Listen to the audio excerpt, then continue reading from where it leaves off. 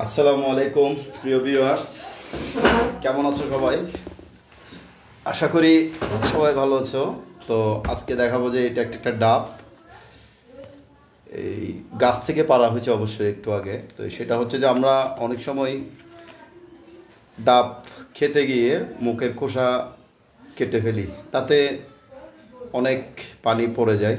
আজকে আমি এমন একটা টিপস দেখাবো সবাইকে, এটা ফলো করলে হয়তোবা সবাই সেফটি হতে পারবে, অন্তত পক্ষে যে ডাবের পানি বাহিরে পড়বে না। তো প্রথমে একটা বোতল, আমি অবশ্য 250 ml নিয়েছি, তো তোমরা চাইলে আরও বড় নিতে পারো। তো প্রথমে যে কাজটা করতে হবে, আমি বোতলের কাঠটা খুলে নেব। খোলার পর এখন আমি এই মুখ কাটা অংশে ঠিক এইভাবে আমি খোসাটাকে আমি দিচ্ছি। এইভাবে করে খোসাটা অলরেডি এটা চলে আসবে, কেমন?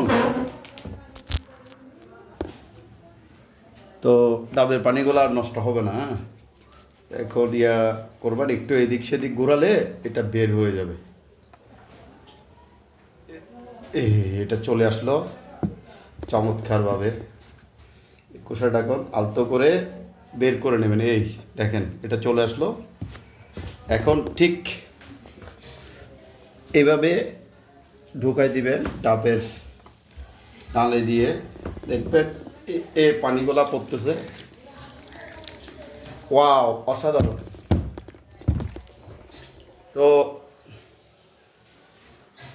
ভিডিওটি ভালো লাগলে সাবস্ক্রাইব করে দিবেন, লাইক শেয়ার করে দিবেন। সবাই টিপসটি ফলো করতে পারেন। ধন্যবাদ সবাইকে।